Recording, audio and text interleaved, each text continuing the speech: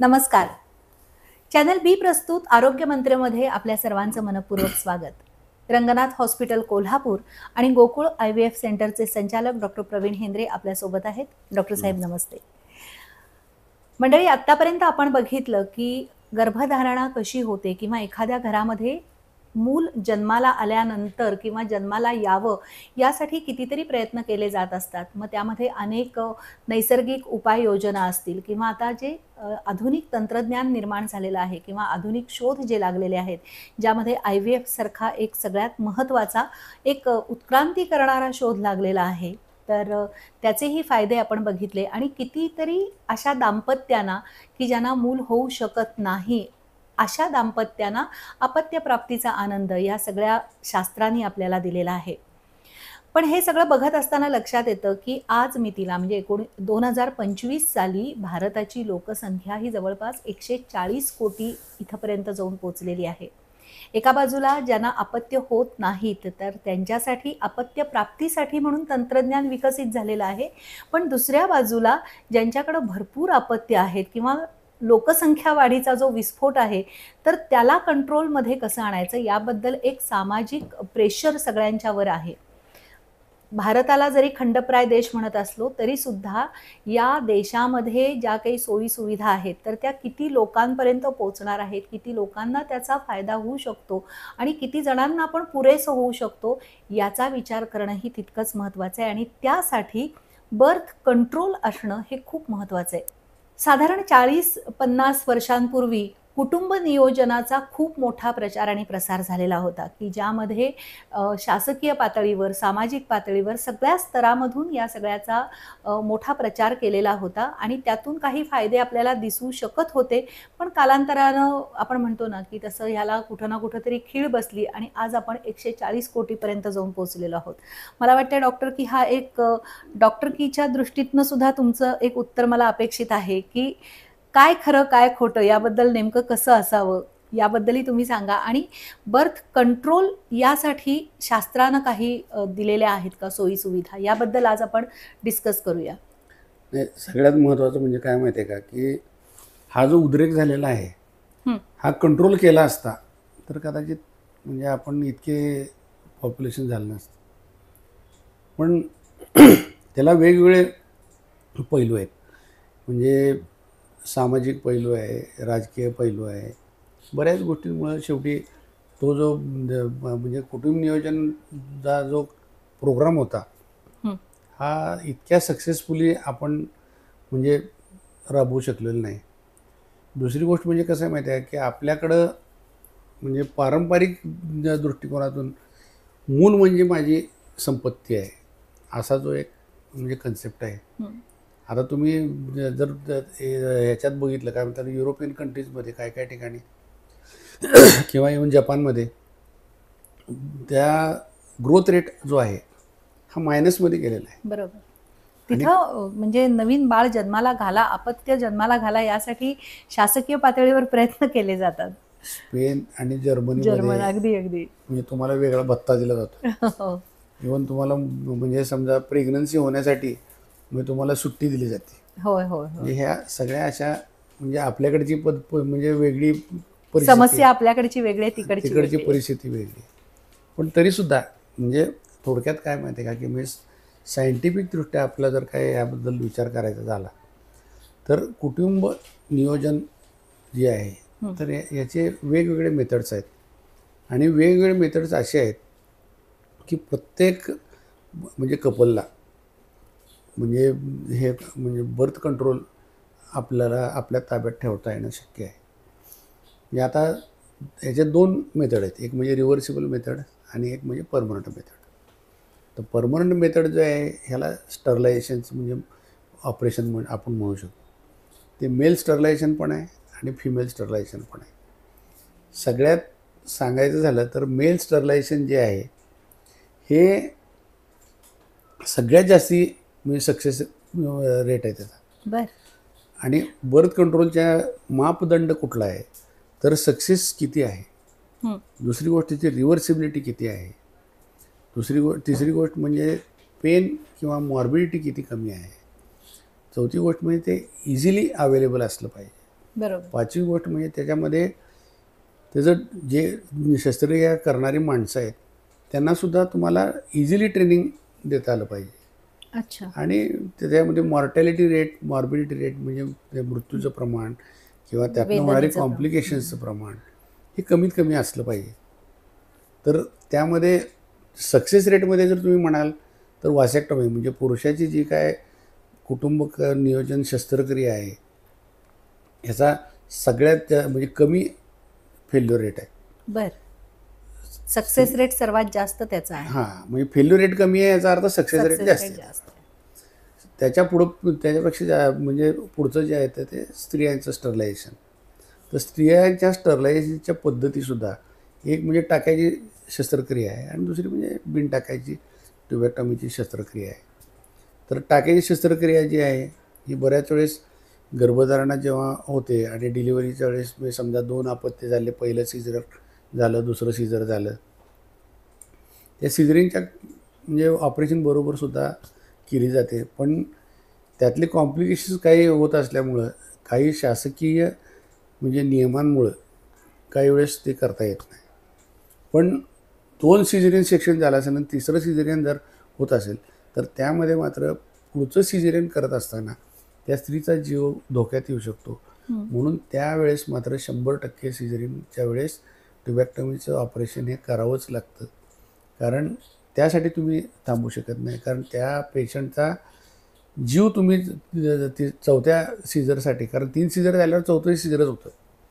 ते चौथं सीझर करण्यासाठी धोका जास्त असल्यामुळं ते रेअर कंडिशनमध्ये करता येतात. कारण जर काय समजा कोणतंच अपत्य जिवंत नाही आहे तर मग तुम्हाला ते म्हणजे काही वेळेस म्हणजे तेवढी रिस्क घ्यायला लागते. पण त्याची रिस्क जास्त असल्यामुळं त्यावेळेस मूल बंद करायचं ऑपरेशन किंवा ट्युबॅक्टॉमी करता येत नाही.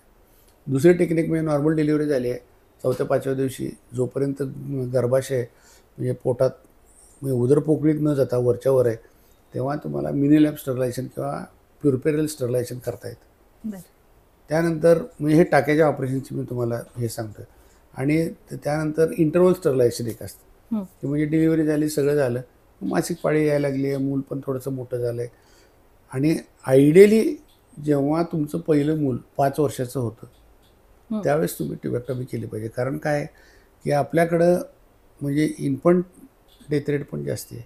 लहान मुलांचे काही वेळेस म्हणजे डायरिया होतो, वेगवेगळे आजार होतात. त्यामुळे मग समजा मूल बंद करायचं ऑपरेशन केलेलं असेल तर त्या कपलला टेन्शनच येते ना की आता मूल बंद करायचं ऑपरेशन केलेलं आहे ना, आपल्या बाळाचं काय झालं तर काय करायचं. म्हणून पहिलं मूल हे 5 वर्षाचं झाल्यानंतर हे स्टरलायझेशनचं ऑपरेशन म्हणजे करावं.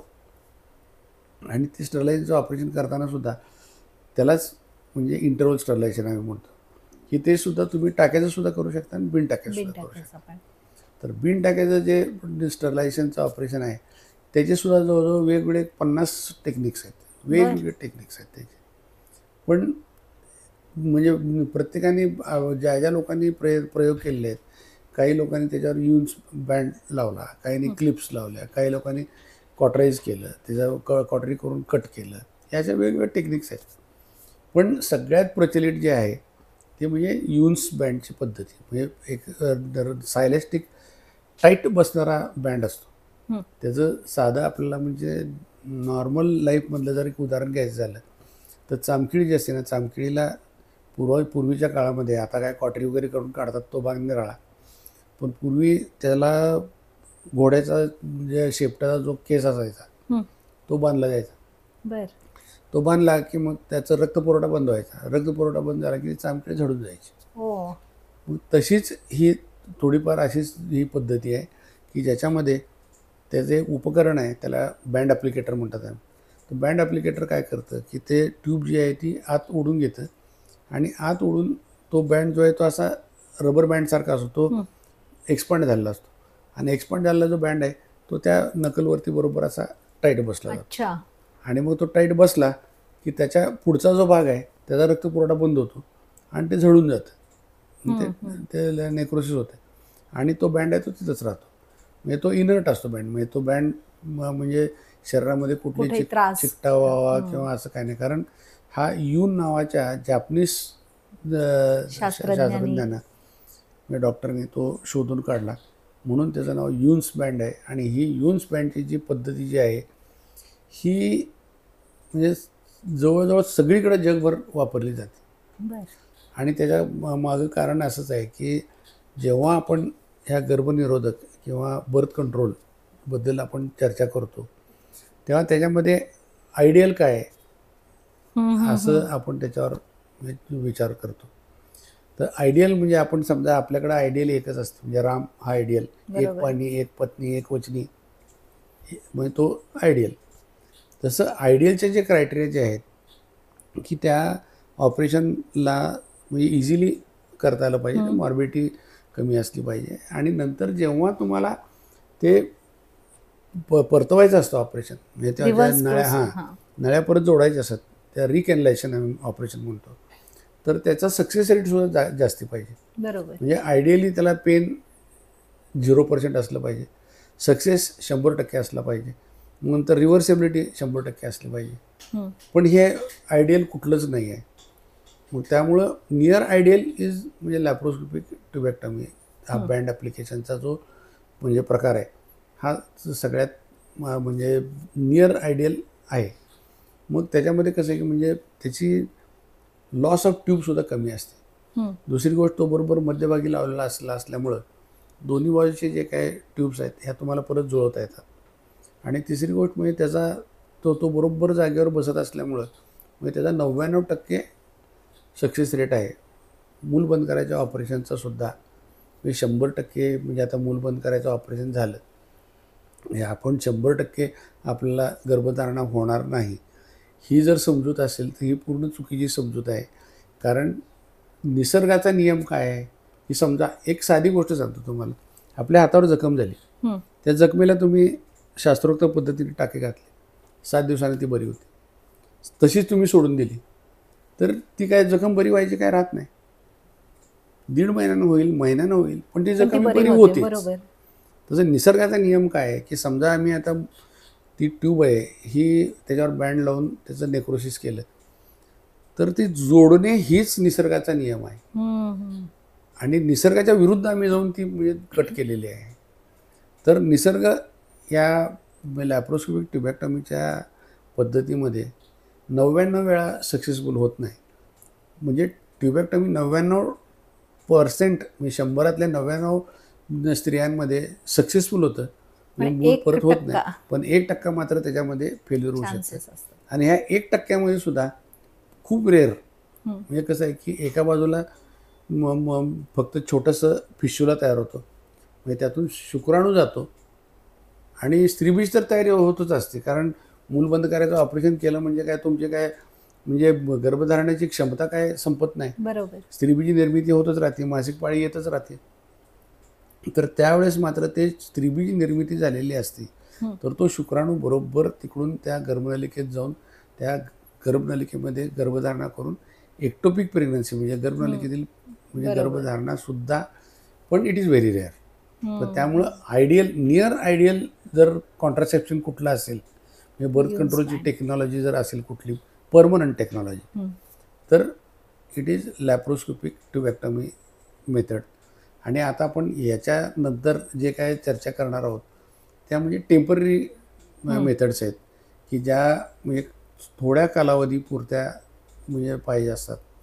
आपण ह्या चर्चा करत असताना म्हणजे एकंदर असं आहे की पूर्वीच्या काळामध्ये एखाद दुसरीच फक्त टेक्निक होतं, पण आता इतक्या मेथड्स अवेलेबल आहेत की त्या प्रत्येक म्हणजे स्त्रीच्या आणि पुरुषाच्या जीवनाच्या म्हणजे कालावधीमध्ये प्रत्येक कालावधीमध्ये प्रत्येक कालखंडामध्ये त्याला योग्य अनुरूप असलेली वेगवेगळी म्हणजे मेथड्स आहेत. म्हणजे ते रेडीमेड काय नाही म्हणजे तू आला की चल तू आता हेच वापर असं नाही. तर त्यामुळं आता म्हणजे भरपूर तुम्हाला मेनू भरपूर आहे. म्हणजे तुम्हाला मग त्या तुमच्या गरजेनुसार त्याचा वापर कसा करायचा हा तुमच्या डॉक्टरांचा सल्ला घेऊन तुम्ही करायला काय हरकत नाही. आणि ते जे काय आहेत त्या पद्धती ज्या आहेत त्या आपण ब्रेक नंतर बघूया. घेऊया छोटासा ब्रेक.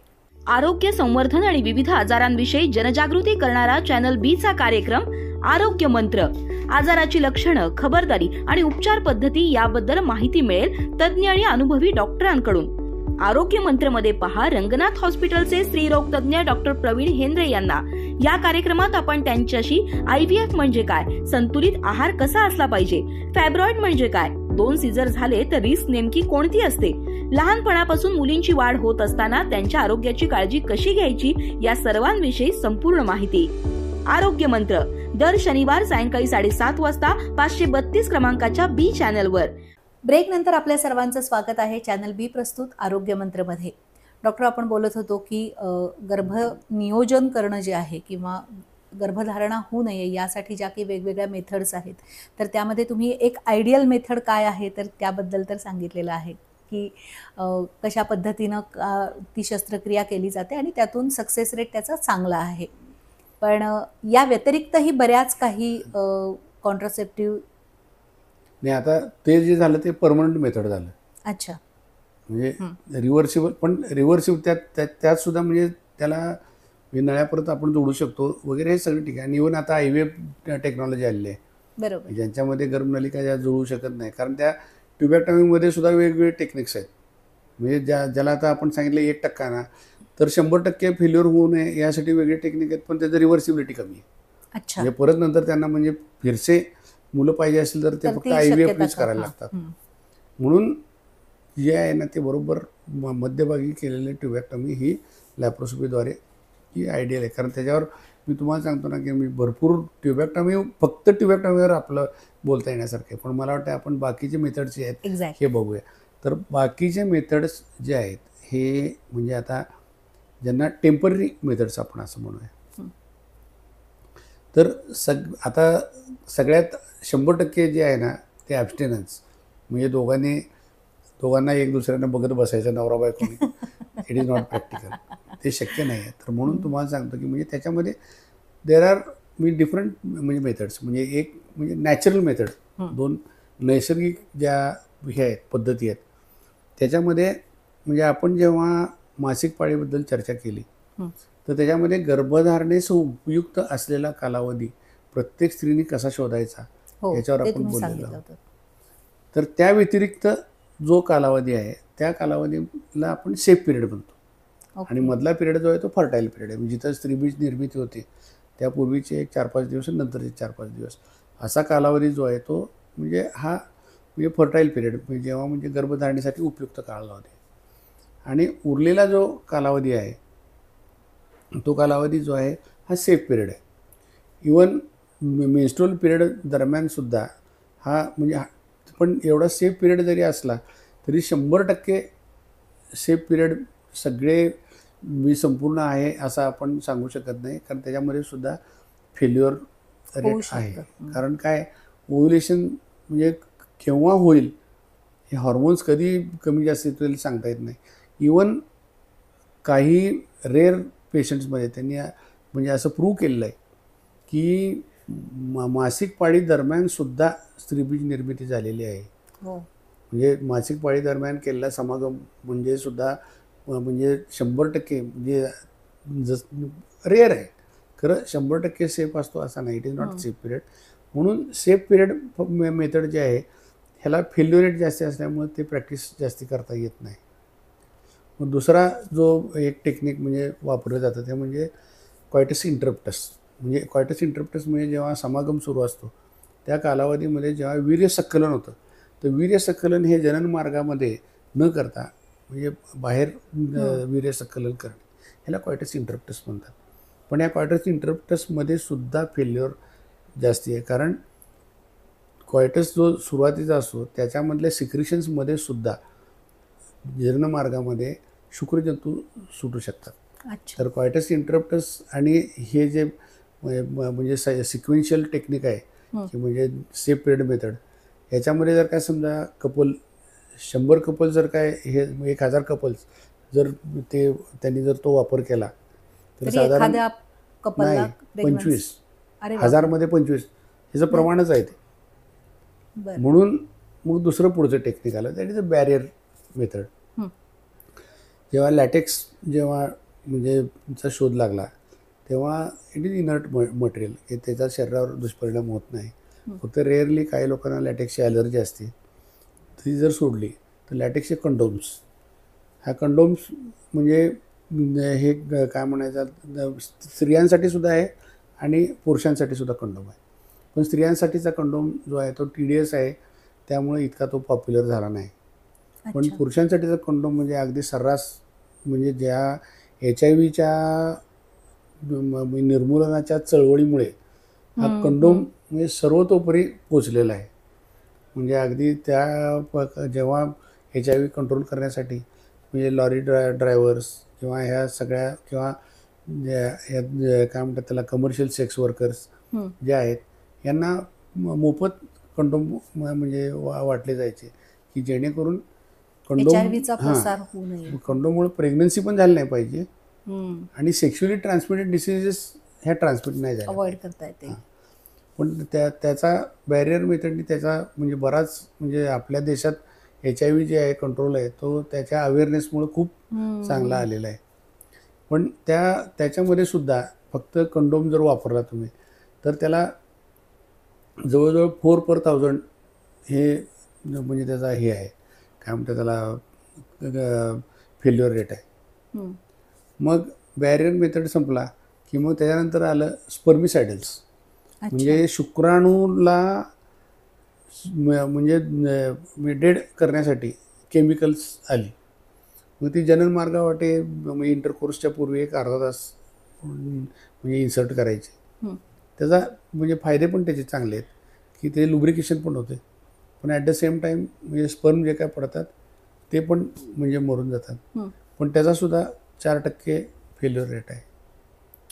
पण गंमत अशी आहे की हा बॅरियर मेथड आणि स्पर्मिसाइड हे दोन्ही जर कंबाईंड जर केली तर यू कॅन हॅव म्हणजे ट्युबॅक्टमीला जो आहे ना तो 99% सक्सेस रेट, 99% सक्सेस रेट तुम्ही तिथं आणू शकता. आणि हे मेथड जे आहे हे ज्यांचं जस्ट लग्न झालेलं आहे पण त्यांना प्रेग्नन्सीसाठी काही कालावधी हवा आहे. दुसरी गोष्ट म्हणजे त्याचे साईड इफेक्टसुद्धा आहेत ना, म्हणजे प्रत्येक ह्याचे मेथडचे साईड म्हणजे समजा टॅबलेट्स आहेत त्याचे काही साईड इफेक्ट्स आहेत. बरोबर. म्हणजे तर इंट्रायुट्राइन डिव्हायसेस म्हणजे कॉपरटी आहे किंवा मिरेन आहे, ह्याचे काही साईड इफेक्ट्स आहेत. तर कमीत कमी साईड इफेक्ट्स, इफेक्टिव्ह कॉन्ट्रासेप्शन आणि दुसरी गोष्ट म्हणजे तुमचं हे काय म्हणतात त्याला, पुढच्या प्रेग्नन्सीला काही अडथळा न येण्यासाठी जर वापरायचं असेल कॉन्ट्रासेप्शन तर दिस इज कंबाईंड टेक्निक, म्हणजे ज्याच्यामध्ये कंडोम प्लस स्पर्मिसाइड जेल किंवा स्पर्मिसाइड टॅबलेट हे कॉम्बिनेशन जर वापरलं तर तुम्हाला जेव्हा तुम्ही हे बंद कराल वापरायचं तेव्हा you can get the fertility आणि तुम्हाला प्रेग्नन्सी होऊ शकते. पण त्याचबरोबर आता दुसरे जे टेक्निक आहेत ते म्हणजे ओरल कॉन्ट्रासेप्टिव्ह पिल्स आहेत. तर ओरल कॉन्ट्रासेप्टिव्ह पिल्ससुद्धा ज्या आहेत ना ह्यासुद्धा दे आर इक्वली इफेक्टिव्ह. पण या आता तुम्हाला सांगतो प्रत्येक कॉन्ट्रासेप्टिव्ह मेथडचं फायदा आणि तोटा आहे. बरोबर. आता बॅरियर मेथड हे जे आहे तो every time when there is intercourse तुम्हाला ते यूज करायला लागणार आहे. बरोबर. ते तुमच्याजवळ असायला पाहिजे, तुम्ही ते म्हणजे तुमच्याजवळ स्टॉक असला पाहिजे, तुमच्याजवळ ते अवेलेबल असलं पाहिजे. दुसरी गोष्ट आहे की आता समजा टॅबलेट्स, तर टॅबलेट्स जे आहेत ह्या डेली खायला लागतात तुम्हाला 21 गोळ्या. 21 गोळ्याचं पाकिट आता म्हणजे मालाडीच्या गोळ्या तर म्हणजे सगळ्यांनाच माहीत आहेत. तर त्याच्यामध्ये सुद्धा काही लो डोस आहेत, काही हाय डोस आहेत, काही जे आहेत त्यांना हे आहे PCOD आहे त्यांच्यासाठी वेगळं सॉल्ट प्रोजेस्ट्रॉन असले त्या गोळ्या आहेत. तर ह्या गोळ्या म्हणजे म्हणजे सर्वांना माहीत आहे आता सगळीकडे. हां, पण त्याच्यामध्ये सगळ्यात महत्त्वाची गोष्ट काय माहिती आहे का की every time whether there is intercourse or not तुमची म्हणजे तुम्हाला कॉन्ट्रासेप्शन कंटिन्युअस ठेवण्यासाठी ती गोळी कंपल्सरी तुम्हाला खायलाच लागते. दुसरी गोष्ट ती गोळी खात असताना तुम्हाला प्रत्येक गोळी जी आहे ही डेली त्या दिवसाची गोळी त्या दिवशी खायलाच पाहिजे. त्या दिवशी गोळी तुम्ही चुकून चालणार नाही. तुम्ही समजा जर काय त्याचं पद्धत अशी आहे की समजा 21 गोळ्या आहेत आणि तुम्ही 5वी किंवा 6वी एक गोळी चुकली तर 6वी गोळी जी आहे ती तुम्हाला परत 7व्या दिवशी सकाळी खाल्ला पाहिजे आणि जी रेग्युलर 7व्या दिवशीची गोळी आहे ती परत संध्याकाळी खायला पाहिजे. मी त्या अच्छा. दिवशी 2 गोळ्या येतात. हे एखादी गोळी चुकली तर म्हणजे हे तुम्ही करू शकता. आणि नॉर्मली या गोळ्या ज्या आहेत ना, की ह्या संध्याकाळी घ्यायला पाहिजेत. कारण काय की याच्यापासून काही स्त्रियांना नॉशिया, मळमळ, उलट्या ह्या सगळ्या गोष्टी होऊ शकतात. कारण शेवटी हॉर्मोन आहे ते. बरोबर. इस्ट्रोजन आणि प्रोजेस्टेरॉनचं कॉम्बिनेशन पिल आहे ते. इवन त्याच्यामध्ये सुद्धा ओन्ली प्रोजेस्टेरॉन पिल पण असते. बर. म्हणून ओन्ली प्रोजेस्टेरॉन पिल कधी देतात की जेव्हा डिलिव्हरी झालेली असते आणि बाळ म्हणजे दूध पित असतं. कारण इस्ट्रोजनचा दुधावर परिणाम होऊ शकतो. म्हणून त्या ओन्ली प्रोजेस्टेरॉन पिल म्हणजे दिली जाते. तर पण ह्या सगळ्या पिल्स ज्या आहेत, whether you have intercourse or not, म्हणजे तुमचा समागम होईल अगर नाही, पण प्रत्येक रोज ती दिवस हे गोळी तुम्हाला घ्यायला खायला पाहिजे पाहिजे. तुम्हाला. आता एक दिवस गोळी चुकली तर मी तुम्हाला उत्तर सांगितले, पण सलग 2 दिवस जर गोळ्या चुकल्या तर मग मात्र तुम्हाला कन्सेप्शन म्हणजे फर्टिलिटी होऊ शकते. तर त्यामुळं मग तुम्हाला दुसरा काहीतरी मेथड म्हणजे बॅरियर मेथड, म्हणजे मगाशी मी तुम्हाला सांगितलं कंडोम प्लस हे स्पर्मिसायडल जेल हा असा वापरून तो कालावधी हे करायला लागतो. MCU द्यायला लागते.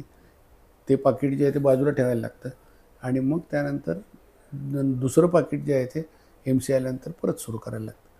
आणि ती गोळी जी सुरू करायची ती पाळीच्या शक्यतो 2ऱ्या किंवा 3ऱ्या दिवशी सुरू करायला लागते.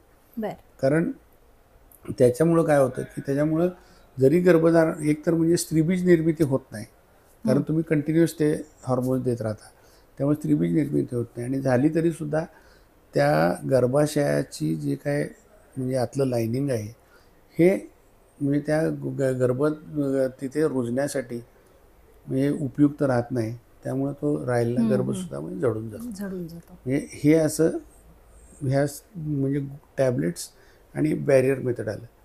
आता त्याच्या पुढचं मेथड आलं ते म्हणजे इंट्रायुट्राईन डिव्हायसेस. तर इंट्रायुट्राईन डिव्हायसेस बद्दल आता आपल्याला बोलायला वेळ असेल तर आपण बोलूया, नाही तर पुढच्या एपिसोडमध्ये बोलू. नक्कीच. मला असं वाटते की आपली वेळ आजची संपत आलेली आहे, कारण विषय तेवढा मोठा आहे आणि सविस्तर जर का चर्चा आपल्याला करायची असेल तर मला असं वाटते की हा भाग जो आहे तुम्ही आत्ता सांगितलेला, तर तो आपण पुढच्या भागामध्ये याविषयी सविस्तर चर्चा करूया. तोपर्यंत नमस्कार.